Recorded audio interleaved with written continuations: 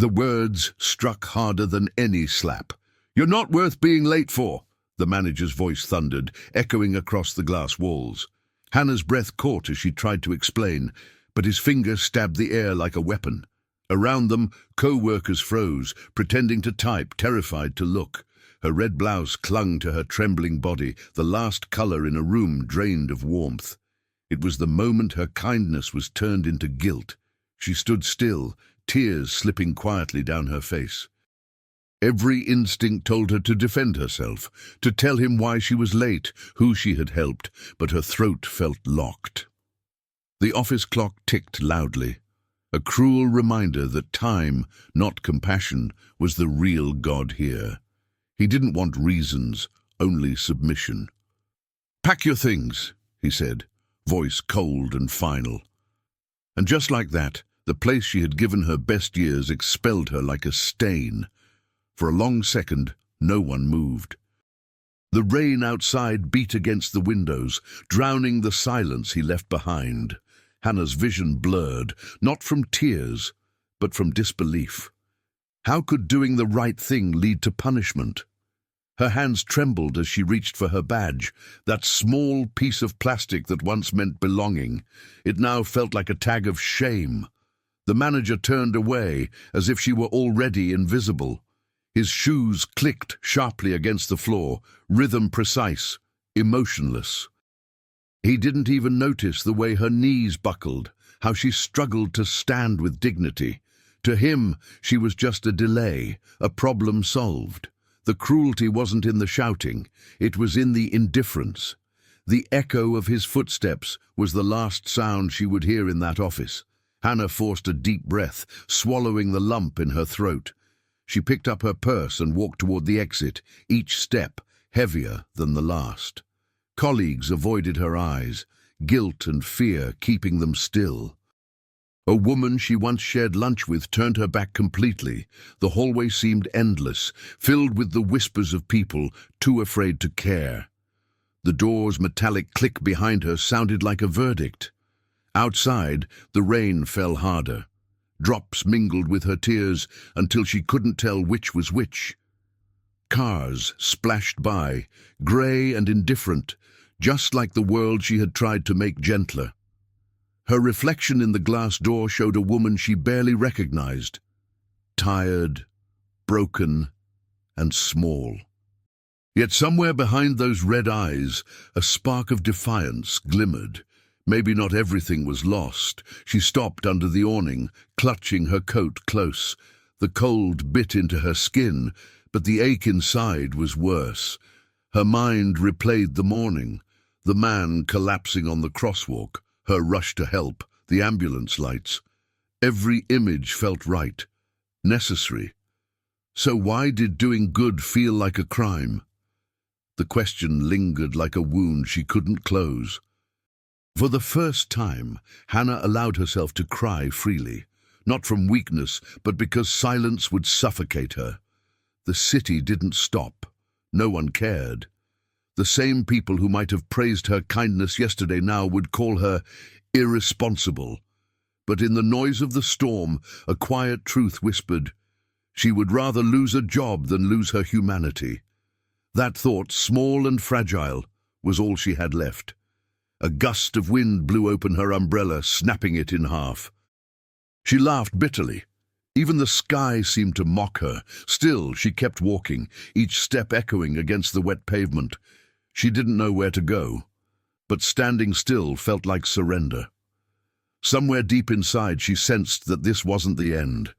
It was the beginning of something waiting beyond her pain.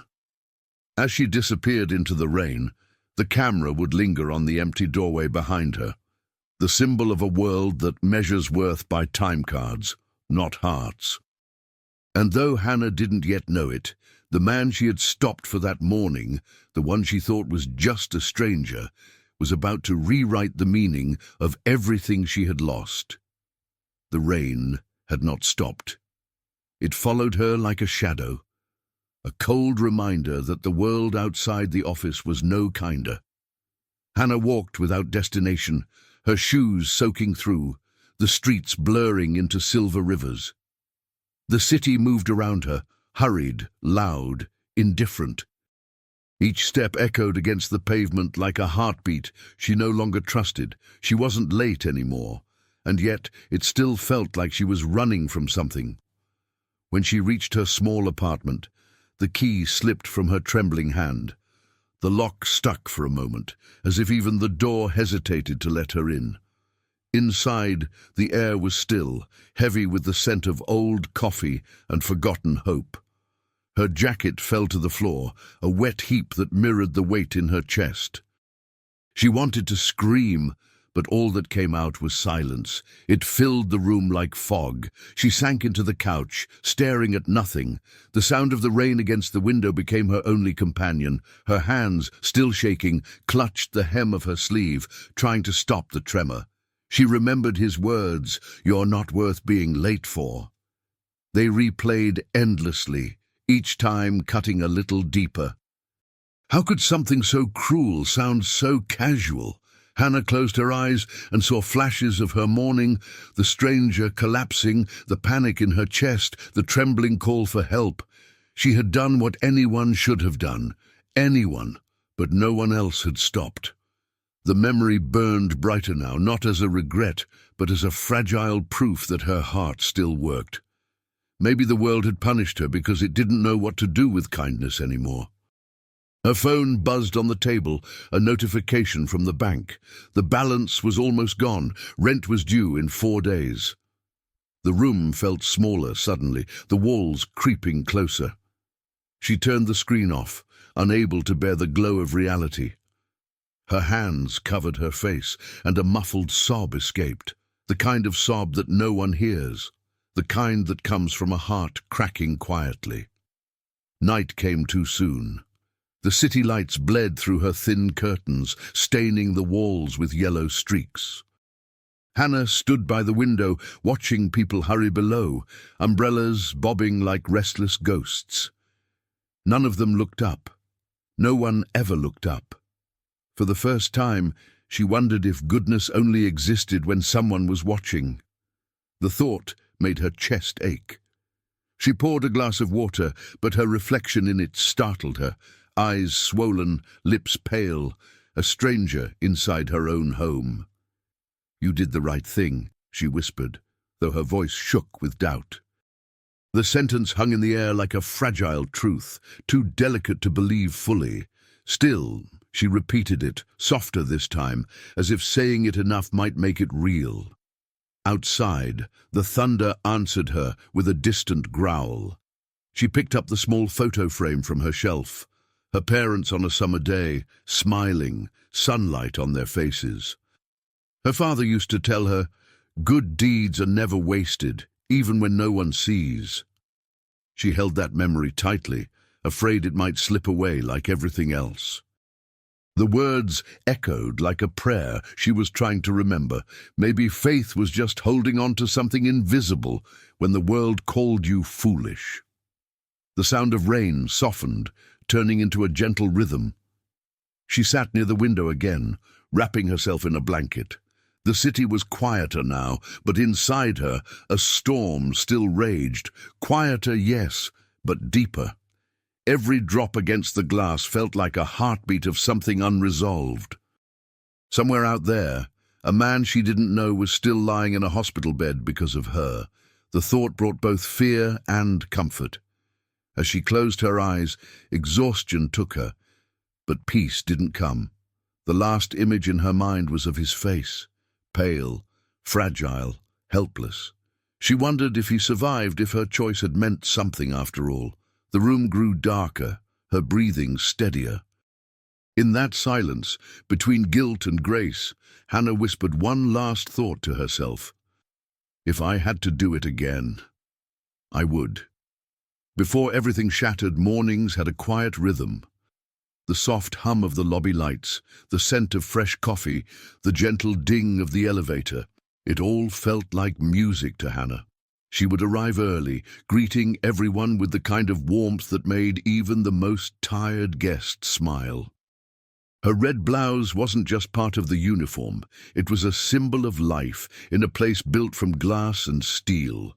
Back then, she believed effort and kindness could still change the world. She knew the names of every regular guest by heart. Mr. Green from room 302, who always forgot his umbrella, Mrs. Parker, who brought her chocolates every Christmas, even the janitor Sam, who told jokes so bad they made everyone laugh anyway. The hotel wasn't just a job. It was her small universe of faces and stories, and at its center she stood, steady, invisible, and proud. Hannah's world ran on kindness and routine. On quiet afternoons, she'd sneak to the terrace to eat her lunch. Always the same peanut butter sandwich, always with a book in hand. She loved watching the city breathe below, people crossing streets like tiny stories in motion. Sometimes she'd imagine what their lives were like, inventing tales for strangers.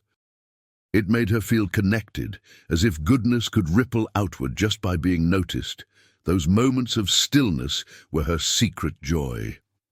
But life, she often thought, had a way of changing without warning.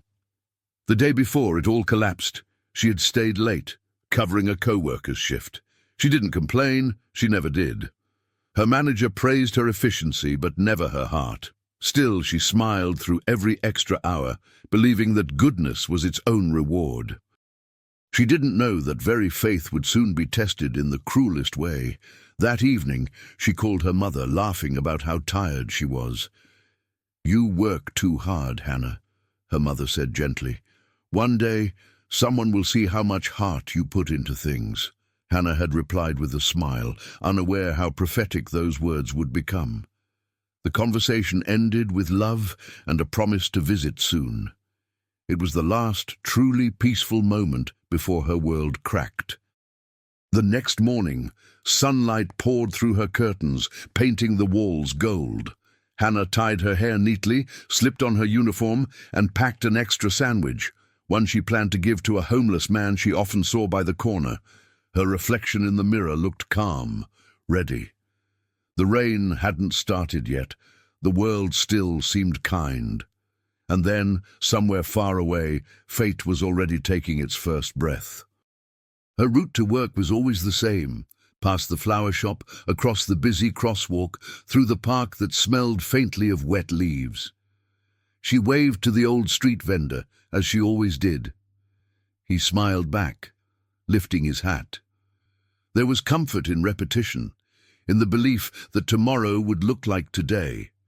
She didn't know that destiny was waiting for her halfway down that very street. At the hotel, she had plans. Maybe a new decoration for the lobby. Maybe baking cookies for the staff. Little things that made her feel useful, alive. Her kindness was quiet, never seeking attention, but somehow it made the space softer. People felt it, even if they never said it aloud. Hannah's heart didn't just welcome guests. It carried them. And in return, she asked for nothing more than to be seen. But beneath the calm of that morning, small cracks had begun to form, a tension she couldn't yet name. The manager had been colder lately, his temper shorter. Rumors whispered about budget cuts, new policies, stricter rules. Hannah dismissed them, telling herself that good work always spoke for itself. It was her faith, innocent, fragile, and soon to be broken. That night, as she closed the hotel doors and turned off the lights, she felt a strange chill, like a pause between breaths. She looked once more at the polished lobby, unaware she'd never see it the same again. Outside, a distant rumble of thunder rolled across the sky. She smiled, thinking it was just rain coming, but the storm that approached wasn't only in the clouds, it was already waiting on the next morning's street. The rain had begun softly that morning, just a whisper on the rooftops, gentle enough to be ignored. Hannah held her umbrella close as she hurried across the street, her mind on the guests she would greet and the fresh flowers she planned to place in the lobby. She was running a little late, but her heart was light. The day smelled of wet earth and promise. Then, in one impossible instant, everything changed. Across the intersection, a man stumbled. At first, Hannah thought he had tripped, but when he fell to his knees, clutching his chest, time seemed to split in half. Cars slowed, then honked impatiently. People turned, looked, and kept walking. For a second, the world watched a man collapse and decided it wasn't their concern. Hannah's breath caught, her umbrella slipping from her fingers. Before she could think, her body was already moving. She ran into the street, rain soaking her hair, her shoes splashing through puddles. "Sir, can you hear me?" she asked, kneeling beside him. His face was pale, lips trembling, eyes rolling weakly toward her voice. He tried to speak, but only a hoarse breath escaped.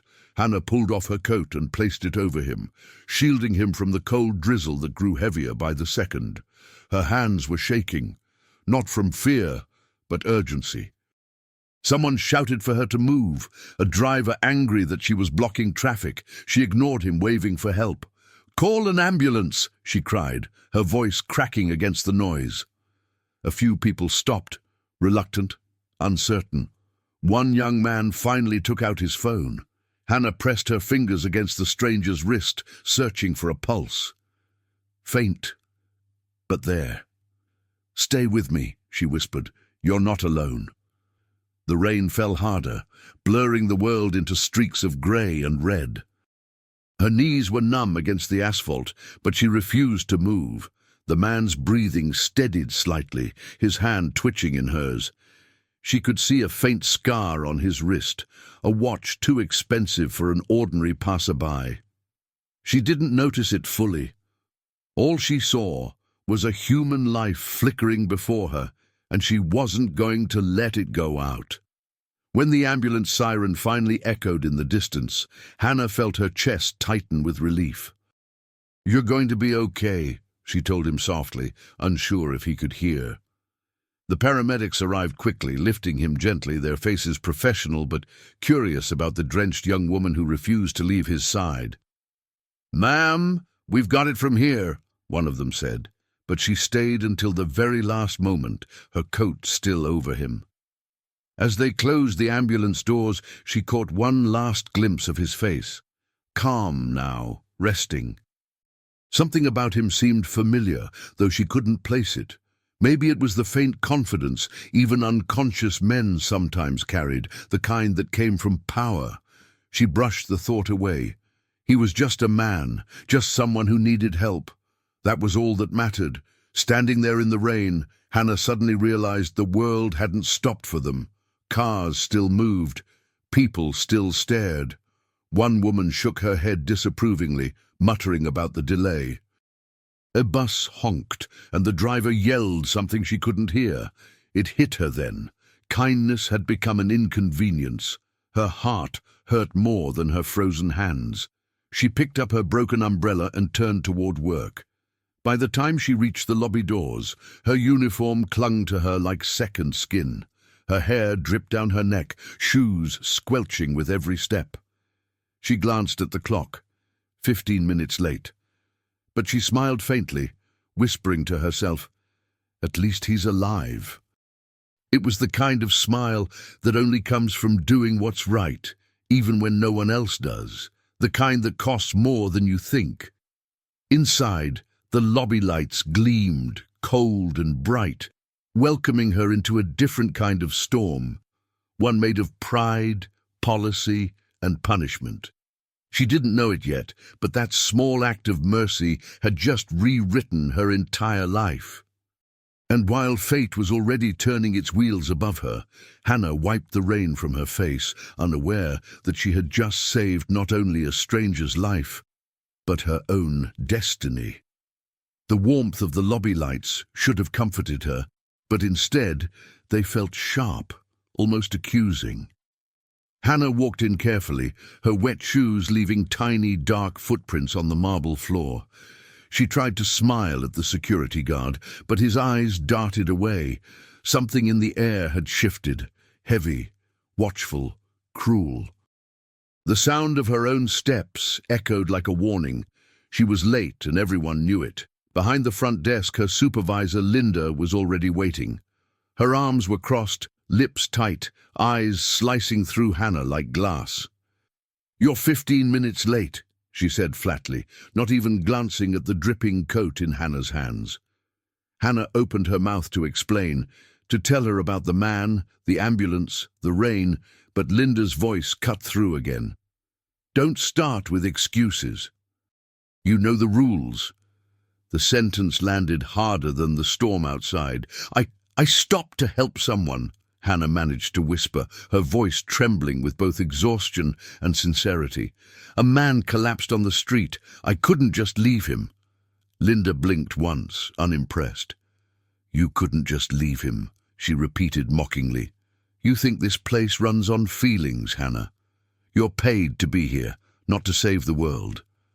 The words stung, each syllable burning a little hole in her chest. Compassion, it seemed, had no place here. The manager appeared then, Mr. Collins, tall, well-groomed, his tie perfectly in place. He didn't greet her. He didn't need to. His silence alone carried authority. "What's happening here?" he asked, though his tone made it clear he already knew. Linda explained, her words stripped of empathy, her voice coated in smug obedience. Hannah watched them both, feeling smaller by the second. When Mr. Collins turned his cold eyes on her, she knew mercy wouldn't come. "You think the world stops for your kindness?" he asked, almost gently, the kind of gentle that hides a knife. "When you're here, you represent this company. Every minute counts. You chose to make someone else's problem your priority. That's not professionalism. That's weakness." His words dripped with condescension. Around them, the other employees pretended to work, their faces stiff with fear. The air smelled faintly of perfume and power. Hannah tried once more, her voice cracking. "He could have died," she said softly. I couldn't walk away." Mr. Collins sighed, pretending to be patient. "And now you'll learn that walking away sometimes saves your job." He leaned closer, his tone low enough for only her to hear. "You're too soft for this world, Hannah, and softness breaks things." For a moment she couldn't breathe. It wasn't anger in his voice. It was pity. That made it worse. He stepped back and straightened his jacket. "I'll deal with this later," he said. "For now, get back to your station. You're lucky I'm even giving you that chance." Linda smirked faintly, satisfied. Hannah nodded, forcing herself to stand tall, though her hands trembled as she reached for the keyboard. The screen flickered back to life, and she smiled at the next guest as if nothing had happened. But inside, her heart had started to crack. Time crawled. Every click of the keyboard, every phone ring, every polite good morning felt heavier than before. The memory of the man on the pavement still pulsed in her mind, the sound of his breath, the weight of his hand in hers. She wondered if he had survived, if he was still alive somewhere, but she couldn't ask anyone. She couldn't even speak it aloud. Her world was now built on silence and endurance. At lunch, no one sat with her. The same co-workers who once laughed at her jokes now found excuses to stay busy. She ate her sandwich in the break-room corner, pretending not to notice the whispers. The taste of peanut butter turned bitter in her mouth. Somewhere deep inside, the smallest voice began to ask if she had made a mistake. She pushed it away. Kindness couldn't be wrong, and yet the wound was there, deep and unseen. When the clock struck 5, Hannah rose, shoulders stiff, smile fragile. She walked past Linda without a word, her head high despite the ache in her chest. The storm outside had ended, but inside her, thunder still rolled. As she stepped into the cooling air, she looked up at the darkening sky and whispered to herself, "You did the right thing." The words trembled, uncertain. But the moment they left her lips, a tear followed, the first drop of a storm still to come. The next morning, Hannah arrived early, earlier than she ever had before. She hoped punctuality could heal what kindness had broken. The lobby glowed with artificial perfection, but it felt emptier now, colder. Every greeting was mechanical, every smile rehearsed. Her reflection in the polished counter looked unfamiliar, eyes tired, lips pressed into silence. She didn't recognize herself anymore, and that frightened her. Linda didn't greet her, she simply nodded with a hint of satisfaction, like someone watching a lesson sink in. "Try not to save the world today," she muttered under her breath, loud enough for the others to hear. A few co-workers smirked quietly, pretending to be busy. Hannah didn't answer. She swallowed the sting, straightened her back, and began her shift. Pride, she decided, would be her armor now. She would not give them her pain. The day moved slowly, each hour dragging like a chain. Guests came and went, unaware that the woman behind the desk was holding herself together with invisible thread. Every "have a nice day" cost her something, a little piece of hope, a little piece of self-belief. She told herself that silence was strength, but it began to feel like suffocation. Even the air conditioning sounded cruel, steady, and judgmental. By noon, Mr. Collins called her into his office. The walls there were darker, the lights dimmer, as if even the room itself knew what was coming. "Close the door," he said without looking up from his desk. Hannah obeyed, her heart pounding. He didn't waste time. "You're still under review," he said. "We can't afford employees who treat responsibility like an option." She opened her mouth, but he raised a hand. "Don't. Just listen." He leaned back, eyes sharp and empty. "You think people will remember you for being kind? They won't. They'll remember the time you weren't here when they needed a coffee or an answer." His words sank deep, each one a small stone added to the weight in her chest. "In this world," he continued, "feelings don't pay bills. Loyalty does." She wanted to tell him that loyalty without heart was just obedience, but she bit her tongue. When she left his office, the hallway seemed longer, the lights harsher. Linda's smirk met her again like a slap.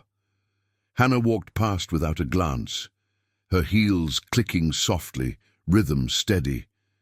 She refused to break.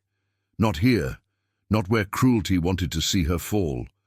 But inside she could feel something collapsing. It wasn't hope that was dying, it was faith, the quiet belief that good people would always be treated fairly. That night, she stayed late, finishing paperwork that wasn't hers. Her reflection in the lobby glass was ghost-like, surrounded by empty chairs and fading light. Outside, the rain had returned, soft but persistent, whispering against the windows. She imagined her life from above, one small woman standing against ancient wall of indifference. For the first time, she wondered if pride was worth the loneliness it demanded. When she finally left, the city was quiet. The neon signs shimmered on wet pavement, their reflections bending like dreams underwater. Hannah walked slowly, her shoes echoing in rhythm with her thoughts. She told herself she was fine, that she didn't need anyone to believe in her. But pride is a heavy crown, and hers was beginning to hurt.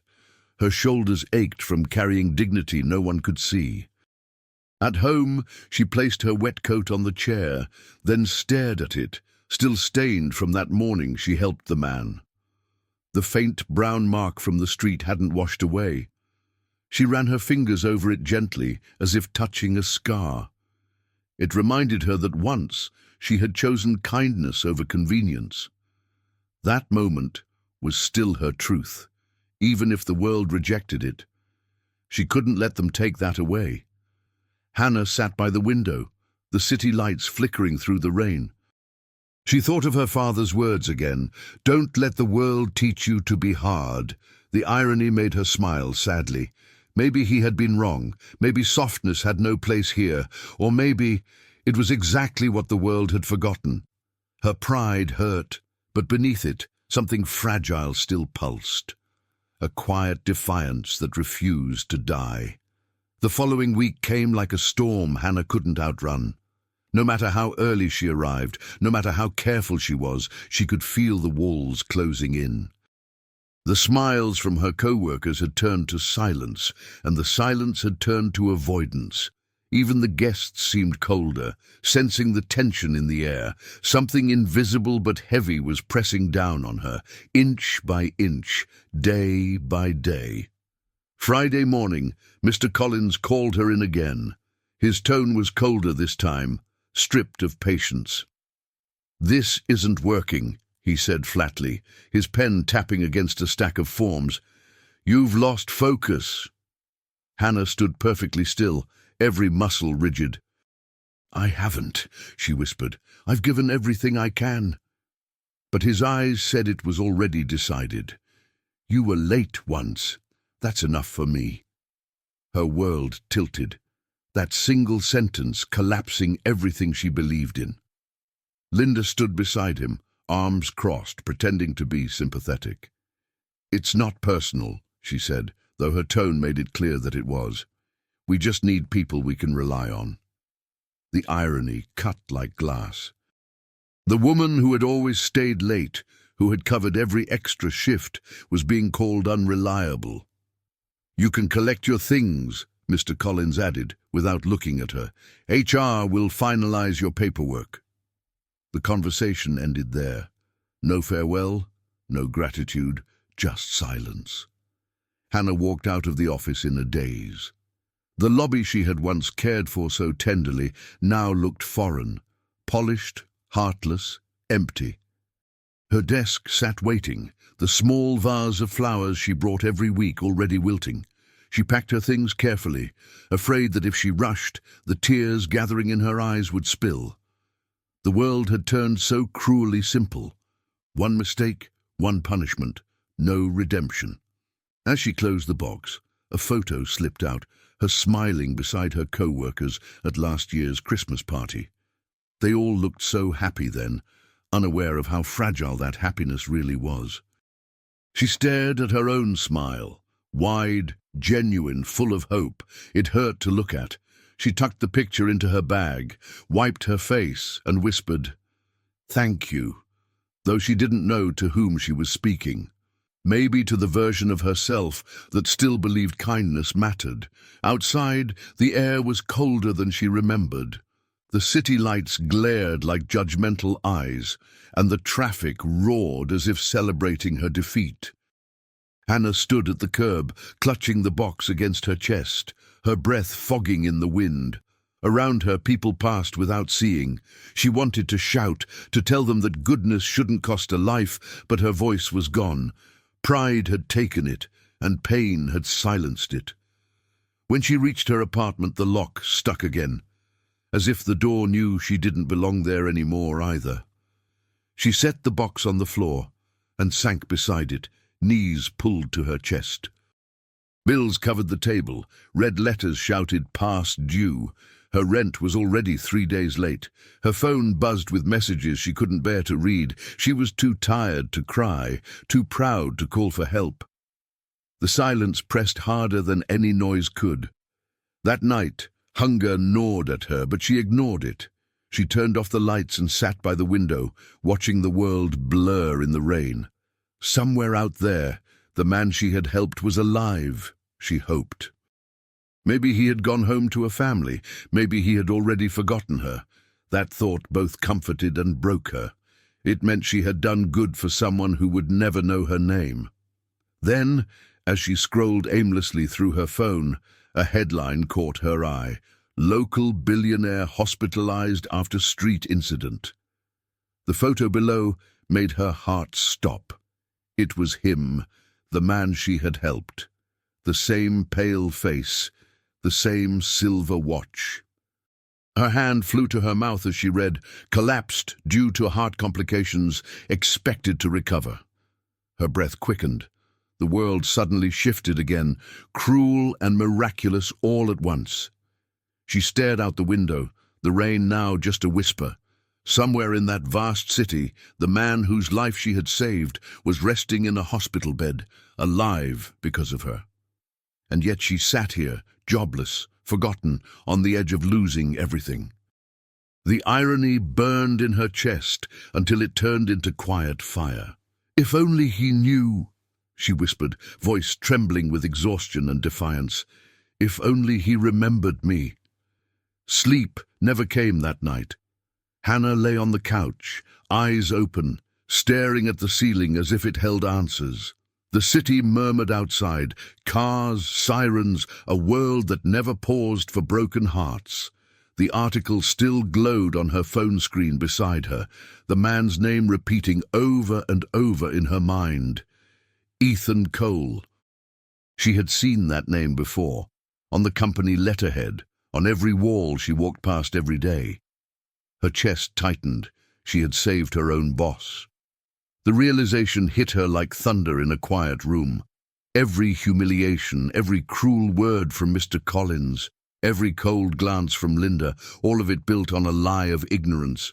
She'd been punished for saving the man they all served. The thought made her shake, not from fear, but from injustice too large to name. They didn't even know, she whispered, her voice breaking in the empty room. They didn't even know. She stood and began pacing, the floor creaking beneath her. The world suddenly seemed absurd, a place where compassion could ruin you and cruelty could pay your rent. The rain outside had stopped, leaving behind a silence too sharp. She picked up her coat, still damp from the day she had helped him. It smelled faintly of asphalt and hospital air. She pressed it to her chest and let the tears come, soft and exhausted. When the sobs subsided, the quiet that followed felt sacred, fragile, almost holy. Hannah sat by the window, her breath fogging the glass, and stared at the city lights blinking far below. Somewhere in that maze of towers, Ethan Cole was sleeping, recovering. She wondered if he had family, if someone was there holding his hand. Did he remember her face, her voice, or had she already faded into the blur of memory that wealth erases? Her thoughts turned toward God, not in anger, but in confusion. Was I wrong? She whispered.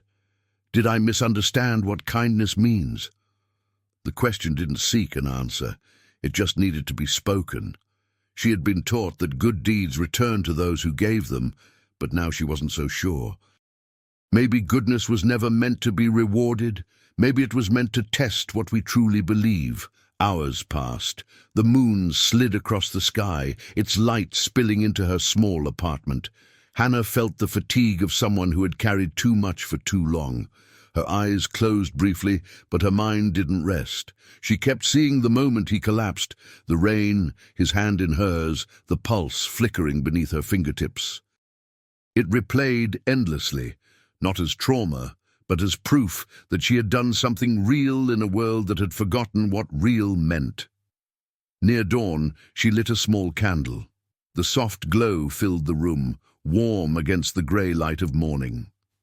She didn't pray for a job or for money, she prayed for peace, for the strength to believe that compassion had meaning, even when unseen. The flame danced, fragile but alive, and she stared at it until her breathing matched its rhythm. For the first time in days, her chest loosened. Maybe this was faith, quiet, bruised, but still standing. A sound startled her, a single knock at the door. Her heart jumped, but when she opened it, no one was there. Only the sound of early rain and a small envelope on the floor. Inside was a note, "Follow the light that kindness leaves behind." There was no name, no explanation. She looked around, but the hallway was empty. It felt impossible, like something out of a dream. Yet her hands trembled with certainty. Someone knew. She placed the note beside the candle, its message glowing faintly in the light. "Follow the light," she repeated under her breath, unsure if it was a metaphor or a call. For the first time, she felt something stir again. Not hope exactly, but direction, the kind that begins as a whisper before turning into destiny. She didn't know what awaited her, but she knew she couldn't stay in this silence forever. As dawn broke, Hannah stood by the window, her silhouette framed in pale gold. The city below was waking up, oblivious to the quiet miracle unfolding in one forgotten apartment. She took a slow breath and whispered, If I'm meant to find him, I will. Her voice didn't sound like defeat anymore. It sounded like promise. Somewhere out there, her kindness was still alive, waiting to return home. The morning sun crept shyly through the curtains, painting Hannah's small apartment in fragile gold. She hadn't really slept, but something in her heart felt lighter, as if the weight had shifted slightly. The candle had burned down to a pool of wax, leaving behind the faint scent of lavender and faith. On the table, the mysterious note still lay beside her phone. Follow the light that kindness leaves behind. She couldn't stop reading it. Her phone buzzed, breaking the stillness. For a moment, she thought it was another bank alert or a landlord reminder. But when she looked, the number was unfamiliar, local, professional. "Ms. Hannah Reed," a polite voice asked. "This is from Cole Enterprises. We'd like to schedule a follow-up interview." The world seemed to pause. "There must be some mistake," she whispered. "I was fired." The voice on the line smiled audibly. "You were requested personally." Her hands trembled as she held the phone. "Requested? By whom?" she asked. There was a brief silence. "By someone who wishes to remain anonymous for now," the caller replied gently. "Please come to the headquarters tomorrow at 10 a.m. sharp." Then the line went dead. Hannah stood frozen in her kitchen, the world suddenly full of noise and heartbeat. Her coffee sat untouched. Her life, it seemed, had just whispered her name again. For the rest of the day, she couldn't focus on anything. Questions spiraled endlessly. Was it real, a cruel joke, or something divine moving through chance?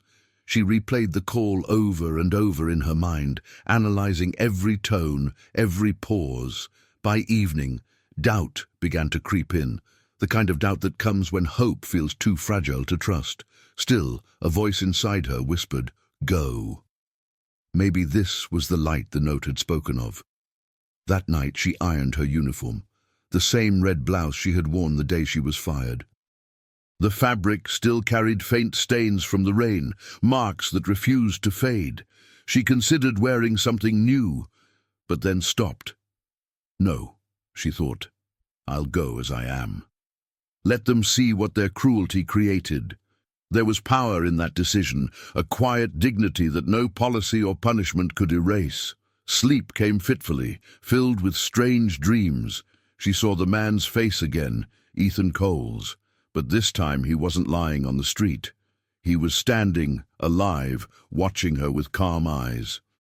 He said nothing, just extended his hand, a faint smile on his lips.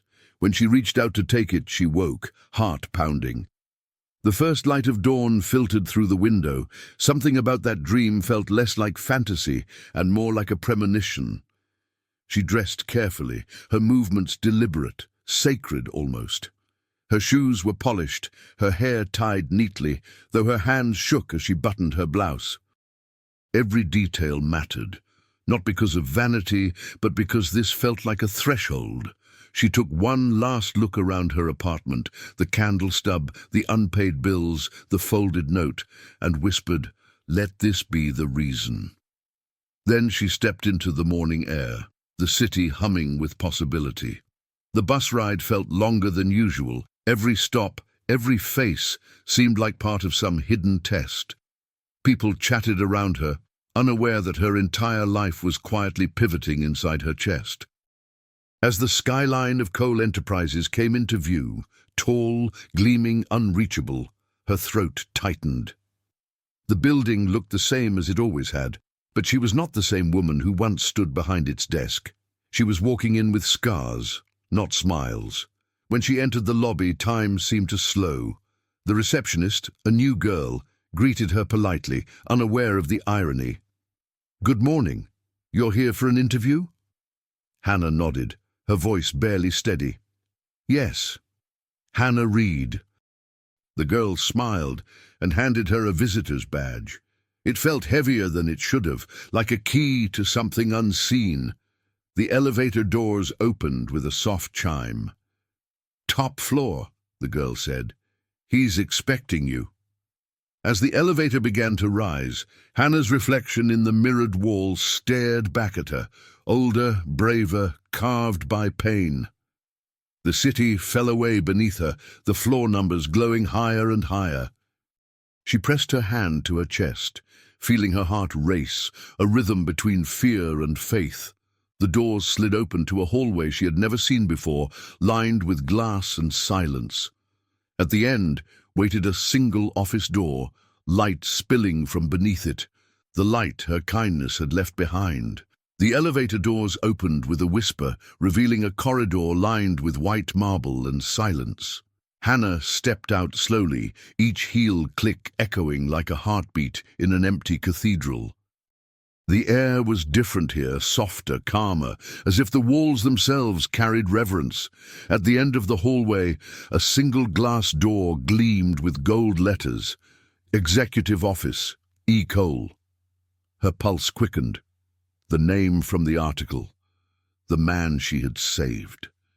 She hesitated, her hand hovering over the doorknob.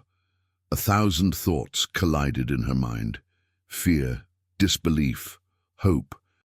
What would she say if it really was him? Would he even recognize her? Her fingers trembled, and she almost turned away, but something stronger, that same instinct that had made her stop in the rain, pushed her forward. The door opened with a soft sigh. The scent of polished wood and faint cologne filled the air. The office was vast, yet warm, filled with light that streamed through floor-to-ceiling windows. A few assistants glanced up as she entered, their expressions neutral, polite. "Miss Reed," one of them asked, "Mr. Cole will see you now." He gestured toward another door within the room, quieter, half-closed. She swallowed hard, her throat dry. The distance between her and that door felt infinite, every step carrying the weight of her past. Inside, the atmosphere changed again. The inner office was spacious but intimate, bookshelves, soft lamps, and the quiet hum of the city below. Behind a broad desk sat the man from her memory. No longer pale and trembling, but alive, composed, and impossibly calm. His eyes lifted when she entered. For a heartbeat, the world stilled. Hannah's breath caught. It was him, the man from the street, her stranger, her consequence, her miracle. "Miss Reed," he said softly, standing. His voice was different now, deep, steady, filled with quiet gravity. "Thank you for coming." She couldn't speak. Her hands trembled as she clasped them together, trying to keep her composure. He studied her face with genuine curiosity, as if searching for something familiar beneath the fear. The silence between them was not empty. It was recognition. It was memory finding its way home. "I wasn't sure you'd come," he continued. "After everything that happened." His tone carried a hint of something unspoken. Regret, maybe gratitude, maybe both. Hannah finally found her voice. "I didn't know what to think," she said quietly. "I wasn't told who wanted to see me." "Hmm?"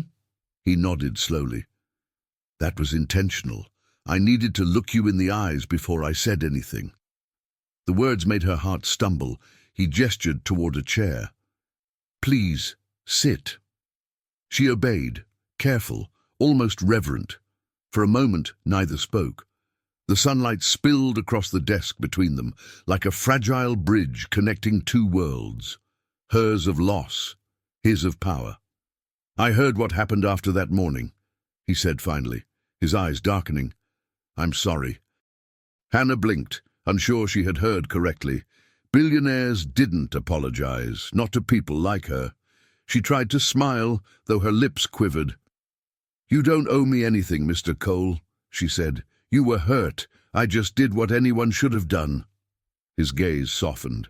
"You'd be surprised how few people still do what anyone should." He leaned forward slightly, elbows resting on the desk. "You stopped when no one else did. You gave up your comfort, your job, maybe even your faith, for a stranger lying in the rain. That isn't nothing." Her eyes burned, but she refused to let the tears fall. "I only did what was right," she murmured, "and it ruined everything." He shook his head gently.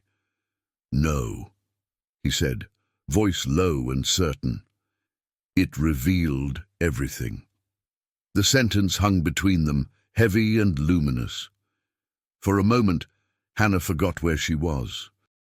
The world outside the windows faded, and only truth remained, two souls connected by an act neither could ever undo. Ethan stood and walked to the window, his reflection framed in light. "I spent my life believing that time and money were what mattered," he said. "But that morning, the way you looked at me, the way you refused to leave, it changed something. I owe my life to you, Miss Reed." She didn't know how to respond. Gratitude, disbelief, and fear tangled inside her chest. All she could whisper was, "I'm just glad you're alive." He turned back to face her, a faint smile on his lips, the kind of smile born not from power but from humility rediscovered. "Alive because of you," he said simply. The sunlight caught in his eyes, bright and warm. Hannah looked down, heart trembling, unaware that this was only the beginning of what he intended to reveal. Somewhere deep inside, fate was smiling too, the kind of smile that comes just before the truth steps fully into the light. For a long time, neither of them spoke. The hum of the city filled the silence, blending with the faint ticking of a clock somewhere in the corner. Hannah's fingers clutched the edge of her chair, as if holding on to the moment itself. Ethan studied her, not as a CEO sizing up an employee, but as a man trying to understand something that had eluded him all his life. "You didn't tell anyone," he finally said. "It wasn't a question. It was awe disguised as statement." Hannah blinked, unsure how to answer. "Tell anyone?" she repeated softly. Ethan nodded. "That you were the one who helped me. That you were fired because of it." She lowered her gaze, cheeks warming. "It wouldn't have changed anything," she murmured. "Besides, no one would have believed me." The humility in her tone made his chest ache. He had met thousands of people who would have shouted their virtue from rooftops, but not her. She had saved him and disappeared. He leaned back in his chair, silent for a while. Outside, clouds drifted past the glass, scattering light across his desk. "You remind me of someone," he said quietly. "My mother." The words surprised even him. She used to say the world breaks kind people first, but only because it needs them to rebuild it later. His voice trembled slightly at the end, a human crack in his carefully controlled demeanor. Hannah looked up, eyes wide with empathy. "That's beautiful," she whispered, "and true." Ethan smiled faintly. "She was the last person who ever said I should slow down, notice others, be present. I didn't listen." He looked at Hannah then, the sunlight glinting off his watch, the same one she had noticed on his wrist that morning in the rain. "Until you." The weight of that sentence filled the room. Hannah's breath caught, and for a moment she forgot how to move. "I don't know what to say," she admitted, her voice trembling. "You don't have to," he replied. "You already said everything that mattered when you stopped for me." He rose from his chair, walking toward the window, hands clasped behind his back. "I read your file last night," he continued. "Your record was spotless. Not a single complaint, not a single absence. And then, gone. Over 15 minutes. The bitterness in his tone was quiet but unmistakable. Hannah's throat tightened. "They were just following rules," she said softly. Ethan turned to face her. "Rules without compassion aren't justice, Miss Reed. They're convenience." His words struck her deeply, as if echoing her own silent thoughts. "When I learned what happened, I wanted to call immediately," he confessed. "But I needed to see if your kindness was as selfless as I remembered. I needed to see if time had changed you." His voice softened. "It hasn't." Her eyes filled, though she tried to hide it. "You don't know how much those words mean," she whispered. "For weeks, I've been trying to convince myself that kindness still matters, that it wasn't just foolishness." Ethan's expression gentled. "Foolishness," he repeated. "If that's what foolishness looks like, I hope the world stays foolish forever." The faintest laugh escaped her lips, fragile, grateful, healing. It was the first time she had smiled without pain in a long while. The tension in the room loosened, replaced by something softer, an understanding that needed no explanation. Ethan poured 2 cups of coffee and handed one to her. His hand brushed hers briefly, sending a quiet current through the air. "Thank you," she said, her voice barely audible. "For the coffee?" he asked, amused. "No," she said, meeting his gaze, "for remembering." It was then that Ethan realized she didn't see herself as the heroine, only as human. He watched her for a long moment, that same quiet awe growing stronger. "Miss Reed," he said at last, "there's something you don't know." Her pulse quickened. His tone carried weight, the kind of gravity that precedes truth. "The morning after the accident, when I woke up in the hospital, I made a decision. A promise, actually." He paused, eyes searching hers. "That if I ever found the person who stopped for me, I'd change their life the way they changed mine." Hannah froze, the cup trembling in her hands. "Change my life," she repeated. Ethan nodded once, a faint smile ghosting across his lips. "But before I tell you what that means," he continued, voice deepening, "I need to ask you something." The pause that followed was electric, long, deliberate, intimate.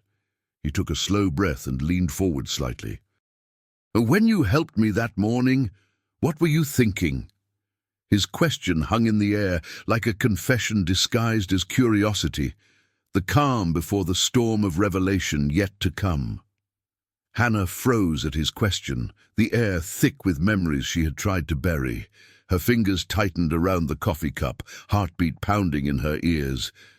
"I wasn't thinking," she said finally. "I just moved. He was falling and no one else stopped." Her voice trembled but carried quiet conviction. Ethan studied her face, and something within him softened further. "You didn't weigh the cost," he murmured. "You just acted." She nodded slowly. "Isn't that what kindness is supposed to be?" Before he could respond, a knock came at the door. "Mr. Cole," a voice said from outside, polite but tense. "Mr. Collins is here to see you." Ethan's expression shifted, calm but sharp, the air in the room changing like pressure before lightning. "Send him in," he said. Hannah's stomach dropped. "Mr. Collins." The name still tasted of humiliation. She wanted to disappear, but Ethan's eyes met hers briefly, assuring her without words, "Stay." The door opened. Mr. Collins entered, polished as always, carrying the self-importance of a man who never doubted his place. "Good morning, sir," he began, smiling confidently. "I wasn't aware you had appointments this early." His gaze flicked briefly to Hannah, then froze. Confusion flickered, followed by discomfort. "Miss Reed," he said, his voice thinner than usual. Hannah didn't answer. Her silence was louder than any word could be. Ethan leaned back in his chair, fingers steepled beneath his chin. "Mr. Collins," he began evenly, "I believe you remember Miss Reed." Collins cleared his throat. "Yes, sir, of course. She was one of our receptionists. Reliable, though she—" He stopped mid-sentence, sensing danger in Ethan's steady gaze. "Though she what?" Ethan asked softly. The question was a blade wrapped in velvet. Collins swallowed. "She was late once, sir. Unacceptable, considering—" Ethan's voice sliced through. "Unacceptable?" he repeated. "For saving someone's life?" Collins blinked, his face draining of color. Saving someone's—" Ethan stood now, his height commanding, his tone calm but merciless.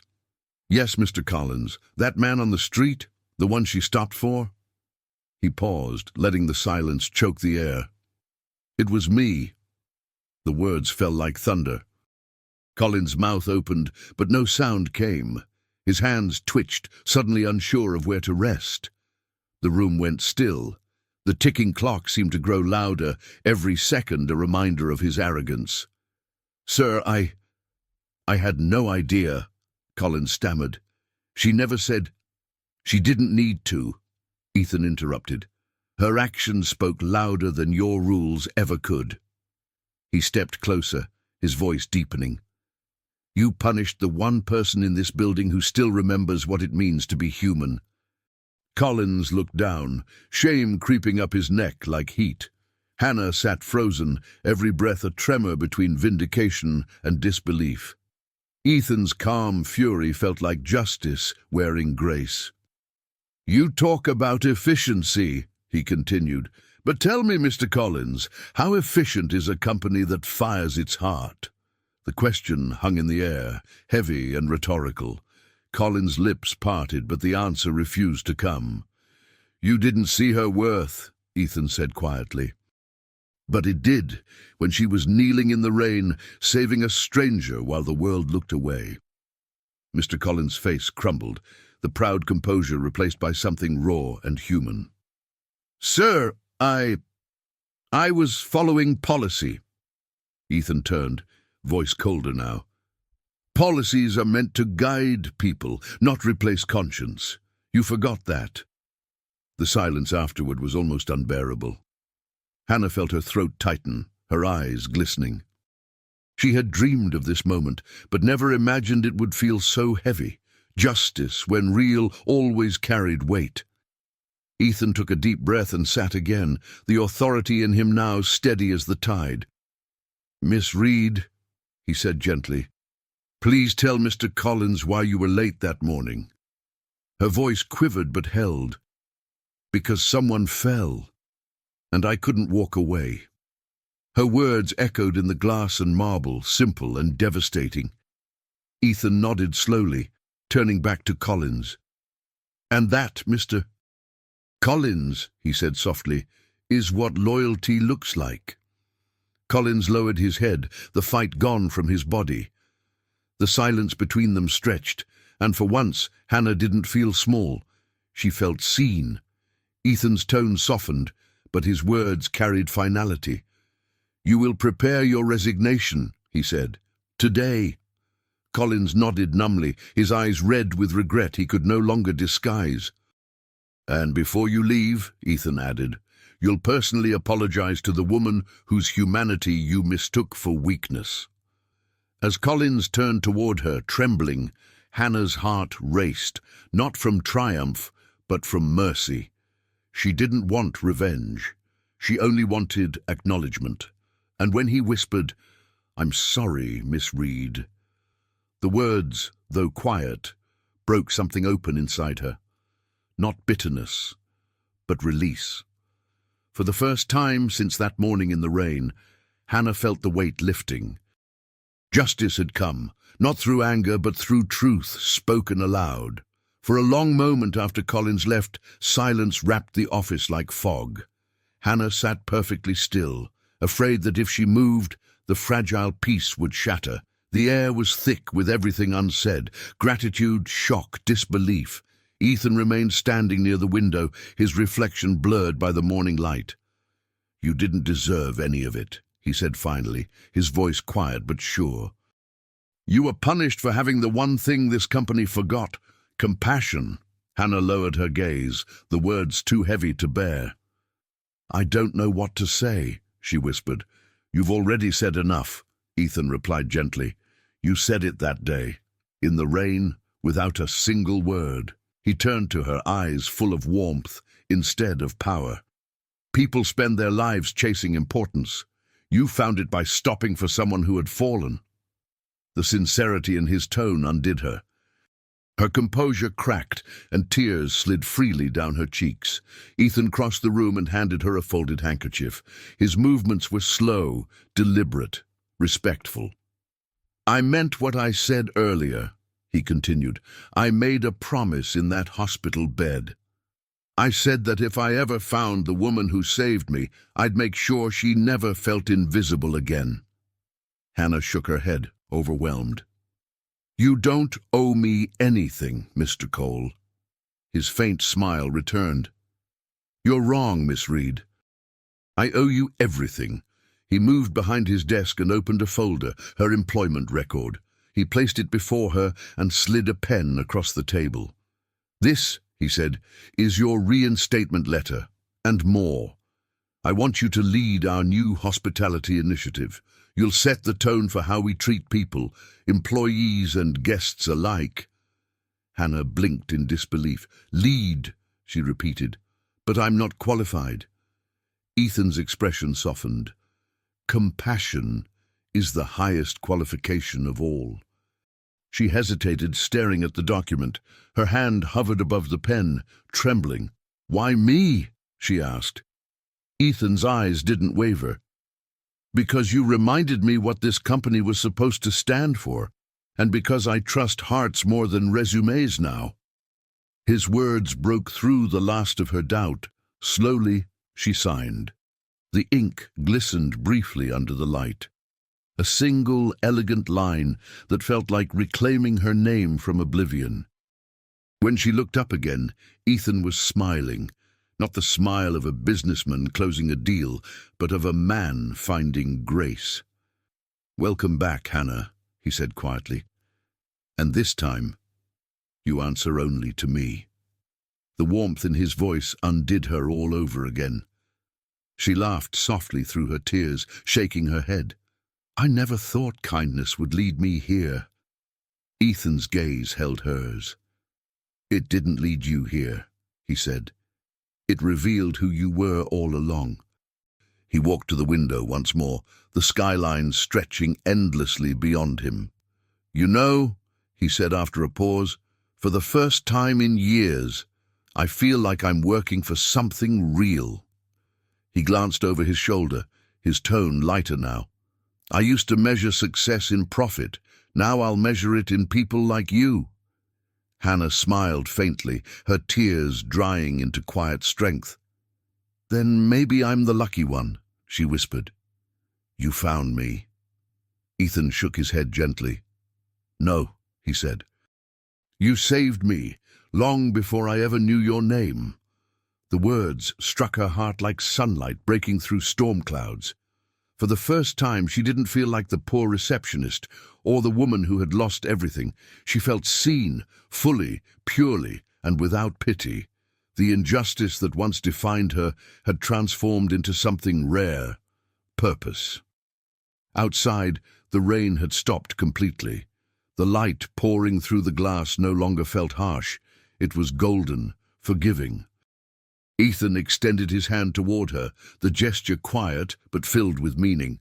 "Shall we start again?" he asked. Hannah took his hand, her grip firm, steady. "Yes," she said softly, "but this time as equals." It wasn't just a handshake. It was the closing of one life and the beginning of another. As they stood side by side, the city stretched before them. The same skyline that had watched her fall now bearing witness to her rise. Hannah exhaled deeply, as though years of silence had finally lifted, and in that stillness a single truth resonated. Sometimes justice doesn't arrive with noise or vengeance. It comes quietly, in the hands of those who remember mercy. Weeks passed, and the rhythm of life began to shift like dawn, slowly overtaking night. The company, once a fortress of pride and fear, started to breathe again. Under Hannah's quiet leadership, small things changed first. Softer greetings, longer pauses to listen, a touch of warmth where formality used to rule. She didn't lead through power, but through example. Even Linda, once sharp and distant, began to soften, watching her with new eyes. Compassion was contagious, and it was spreading. Hannah's office wasn't large, but it was filled with life. A vase of fresh daisies, a soft lamp, a corner for staff to rest when they needed silence. She moved through the halls with calm purpose, her presence a quiet current guiding everyone around her. People whispered stories about her. The girl who had saved the boss, the woman who turned pain into peace. But Hannah never corrected them. She didn't need legend, she preferred truth. She had found balance between dignity and grace. One afternoon, Linda knocked gently on her door. "I wanted to say thank you," she said awkwardly, holding a stack of reports, "for giving me another chance." Hannah looked up, smiling softly. "You gave yourself the chance, Linda. I just didn't get in the way." The tension between them dissolved like frost under sunlight. When Linda left, she wiped her eyes discreetly, not from guilt anymore, but from gratitude. Forgiveness, Hannah realized, heals both sides of a wound. Mr. Collins had already resigned, as Ethan requested, but one morning he returned quietly to the lobby, not to reclaim his title, but to apologize again. He handed Hannah a small envelope. Inside was a handwritten note. "You were the kind of employee I should have protected. Thank you for teaching me what leadership truly means." There were no signatures, no pride, just truth laid bare. Hannah smiled sadly, her heart lighter. Redemption didn't always need an audience. Ethan visited often, though never as a superior. He'd stop by her office with coffee, asking about her projects, her ideas, her plans for the new employee outreach programs. Together they built something rooted not in ambition, but in empathy. "You've changed this place," he told her once. "No," she corrected gently. "I just reminded them it's okay to care." Their conversations lingered like warmth after sunlight, comfortable, sincere, quietly alive. Outside of work, Hannah's life blossomed too. The apartment that once felt like a cell became a home again. Soft music, flowers on the windowsill, the candle she kept lit each night as a symbol of that turning point. Sometimes she'd walk past the same street where everything began. The rain no longer frightened her. It reminded her that storms don't destroy kindness. They reveal it. She'd close her eyes and whisper a silent thank you to the day that had broken her open. The company's reputation grew in unexpected ways. Articles began circulating. Coal Enterprises reinvents success through humanity. But to Hannah, none of that mattered. Her reward wasn't in headlines, but in small moments. A janitor smiling as she passed, a new intern finding confidence in her words, a guest who left the building feeling seen. She had learned that healing wasn't about undoing pain. It was about transforming it into something others could hold on to. Ethan noticed it too. The way the building seemed brighter, lighter, as if infused with something unseen. One evening, as the staff left for the night, he stood by her office door and said, "You know, I used to think leadership meant control, but watching you, it looks more like kindness in motion." Hannah smiled softly. "Kindness has more strength than it shows," she said. "It bends, but it doesn't break." He nodded slowly, as if memorizing the words. On the anniversary of the morning she lost her job, Ethan gathered the entire staff. "A year ago," he said, "this company lost sight of what mattered most. One woman reminded us." He turned to Hannah and raised his cup. The room filled with quiet applause, not loud, but heartfelt. Hannah felt tears press against her eyes, but she didn't let them fall. Instead, she smiled, her heart swelling with peace. Forgiveness had done what punishment never could. Later that night, she stood by her office window, watching the city lights flicker like distant candles. The world outside was still imperfect, rushed, noisy, indifferent. But inside, something sacred had changed. Hannah pressed her palm against the glass, her reflection soft and calm. "We're all just learning," she whispered. The rain began to fall again, gentle this time, like a blessing. And as it did, Hannah smiled, not because the storm was gone, but because she had learned to dance within it. The sun rose over the city like a quiet promise, spilling gold over glass and steel. In the top-floor office, Hannah stood by the window, her hands wrapped around a warm cup of tea. The world below moved in endless rhythm, cars, strangers, stories in motion. But for once, she didn't feel small within it. She felt part of it, a thread of kindness woven into the vast, fragile fabric of life. Every sunrise now felt like a second chance. The lobby bustled with morning greetings, laughter, and the soft hum of music. People smiled differently now, not out of obligation, but from something genuine, something shared. The company she once feared had become a place of warmth and respect. Every act of kindness, no matter how small, seemed to echo across the walls. Hannah often caught herself pausing to listen, to the sound of compassion moving like quiet music beneath the noise of business. She had become a story people told without ever meeting her. New hires spoke of the receptionist who saved the boss. But Hannah never claimed the title. When asked, she'd simply smile and say, "I just stopped for someone who needed help." It wasn't humility. It was truth. To her, goodness had never been a performance. It was a way of breathing. And now the whole building seemed to breathe with her. Sometimes she and Ethan would share coffee in the same office where their worlds had once collided. They didn't talk about the past often. They didn't need to. It lingered quietly in every look, every silence, every shared gratitude. He'd ask her advice before meetings, and she'd tease him for his stubbornness. In those moments, they weren't CEO and employee anymore. They were two souls who had found grace through each other's brokenness. One evening, Ethan asked her, "Do you ever regret that morning?" She thought for a moment, then shook her head gently. "No," she said, "because that morning showed me who I am, and who you could be." He smiled, humbled by the simplicity of her truth. "Then maybe the fall was worth it," he murmured. Anna laughed softly, the kind of laugh that sounded like forgiveness. "Maybe it was," she agreed, "for both of us." Years later, the story of Hannah Reid would become something larger, not a fairy tale, but a reminder. Her name would appear in articles about leadership, about kindness, about the human side of business.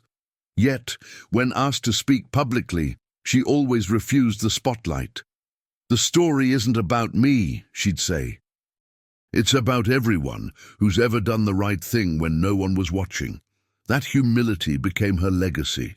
The candle she once lit on her darkest night still sat on her desk, now replaced every month, always burning softly. It reminded her that light doesn't conquer darkness by force, but by persistence. Sometimes she'd watch its flame flicker and think of her father's words. "Good deeds are never wasted." She finally understood what he meant. Even when the world seems cruel, kindness keeps a record, written not in ink, but in hearts. Outside, the rain began to fall again, soft and rhythmic. Hannah smiled, watching drops race down the glass. Somewhere far below, a young employee stopped to help an elderly man pick up his papers, and she noticed it from her window. That small act, simple, natural, filled her with quiet joy.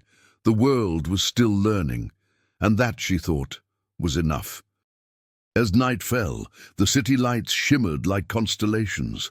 Hannah whispered a prayer, not for success or recognition, but for gentleness, for every heart still afraid to be kind. She had learned that redemption doesn't arrive like thunder.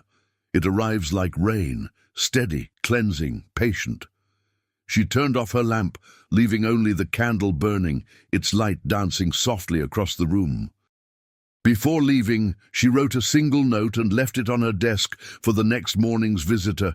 Kindness doesn't ask if it's worth it. It simply gives, and in giving, it saves us all. And as the camera faded on that quiet flame, her voice would whisper one final line. If this story touched your heart, leave a heart in the comments and subscribe for more stories about kindness and redemption.